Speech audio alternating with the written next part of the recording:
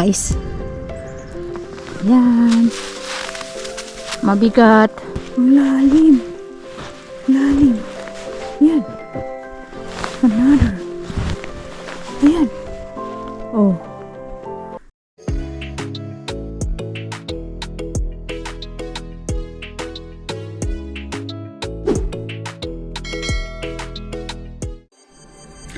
Hi guys, ang aming weather ay sunny day. Today ay Friday, January 31, last day ng January. So bukas ay February 1. So ito ang aming temperature. So nag-snow pa yung aming labas. And yung temperature ay 31 degree Fahrenheit. So, sa Celsius ay negative na siya sa Celsius. So, yan ang nag-a-ice. Itong snow dito sa aming deck ay hindi na pwedeng palahin kasi naabutan siya ng worm. So, today, right now, ay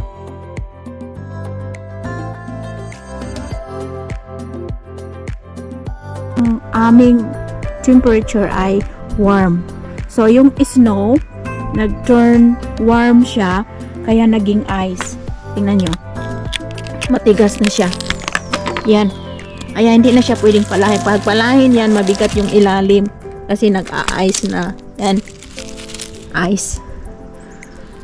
So, pabayaan lang siyang ma-melt. Pero pag bukas ay mag-lamig ulit, titigas yan siya. Hayaan lang siya. Basta wag lang sa driveway. Dito yung labas namin, oh. Puro snow. Snow. But ang ilalim yan ay crunchy. Kasi nag-iced, nag-warm. Yan ang temperature namin for today. Sunny day. Look. Napaka-sunny. Pero malamig. So March 21 mag-start ang aming spring. Kaya still, winter pa ang aming temperature. Hi guys! Ang aming weather ay super snow. So, dito ako dadaan. Ayan guys. Matigas ang ilalim. Yan oh. Matigas. Kasi nag-ice yan nakaraan.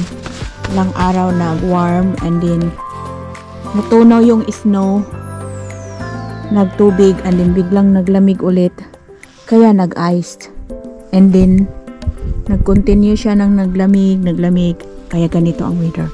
So right now, ang temperature ay 16.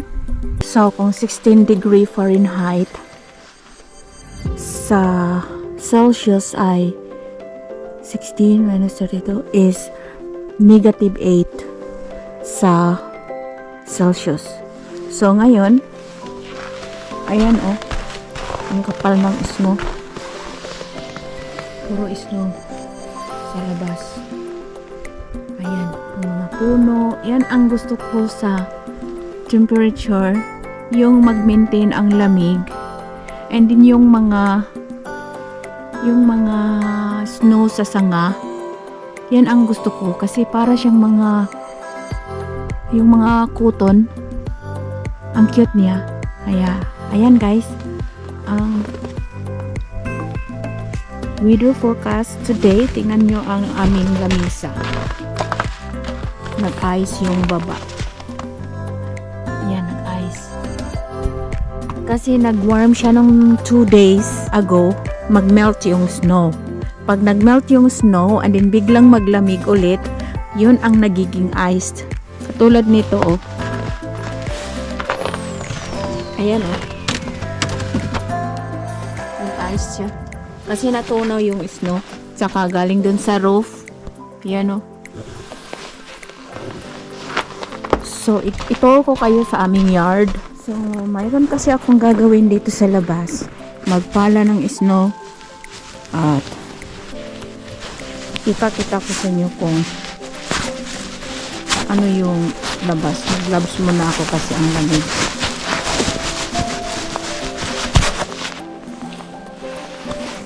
and magpunta ko sa mailbox. Ayan guys, oh, puro puti. Puro puti, puro puti, puro puti.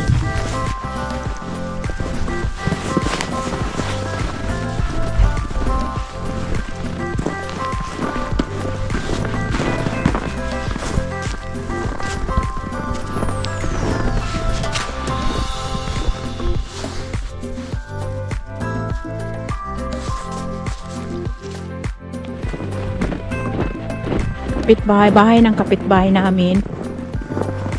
Tignan nyo yung mga sanga. Yan. Mabigat. Ayan. Ding, ding, ding, ding. Oh, kapag malaglag siya, babalik siya sa taas. Oh, see? Ayan.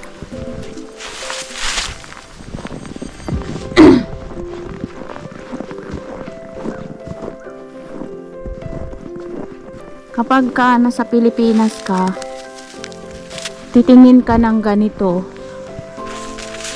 malamig, diba? Ayan, oh, ano na siya sa sumasayad na. Kasi mabigat talaga ang snow. Ayan.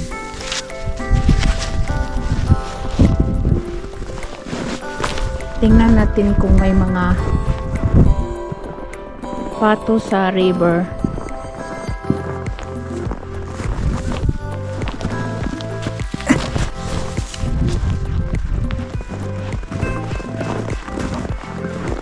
Dahan-dahan tayo kasi bigla na lang yan sila lilipat pag nakaramdam sila na may tao.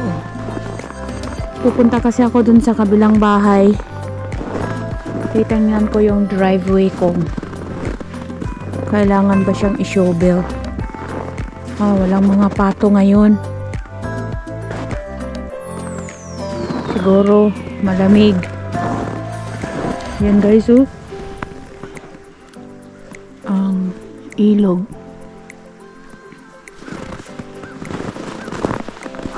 So ayan, lalakad-lakad.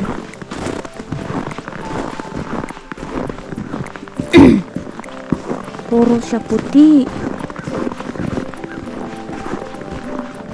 So yan kasi walang tao dyan. At kami ang nakatingin. Kami ang nagiging bantay. Dito wala ding tao pag winter. Nasa Texas sila. So pag winter, ang gagawin namin, sinushovel namin yung driveway. Yan. So okay pa naman. Yan, oh. Oh, may pumasok dito. Ayan. Yan ang okay pa naman yung So, hindi na muna siya shovel. Doon na muna sa bahay.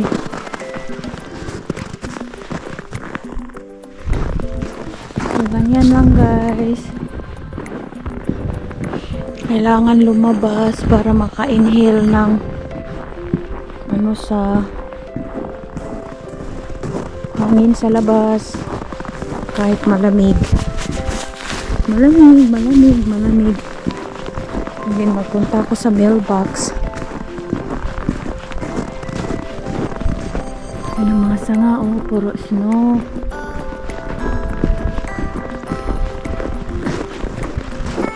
Walang mga pato ngayon.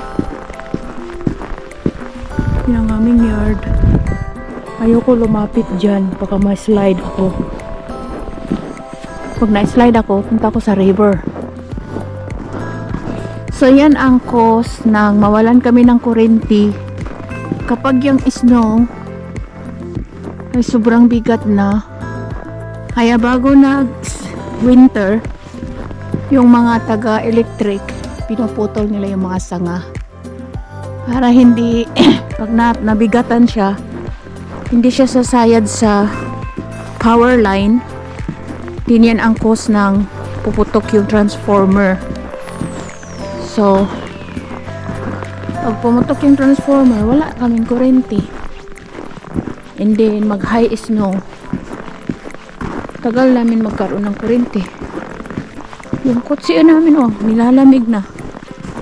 Oh, wala. Kailangan na magpala. Lord, pala snow. I-check ko muna yung aming mailbox. Kasi, since nasa labas na ako, check ko yung mailbox.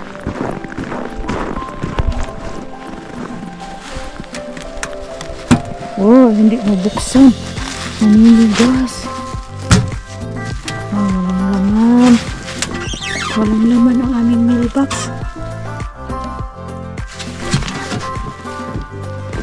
So, walang sulat or tingnan natin kung naka-red flag pa ba ang iba. Naka-red up ang kanilang flag. Pag nakataas pa yung flag means wala pa ang mailman. Pero wala namang pag may flag nakatayo, may sulat sa loob, ipagkukunin ng mailman. Pag nakababa na, meaning dumating na yung mailman. Yan guys, oh. Yan. Oh. Ang lalim. Lalim. Yan. Another. Ayan. Oh. Yan ang aking. Yan ang lalim ng snow. So yun ay file namin ng kahoy. Dalawang buwan na lang. It says like 6 weeks. Mag-spring na. So almost 2 months. 1.5 month. Mag-spring na. So yung aming feeder ay kailangan ng refill. Ayan guys, ang weather forecast namin today, 16 degree Fahrenheit at -8 sa Celsius. So, thank you so much sa pag-watch ng aming weather forecast for today. There is snow. Bye!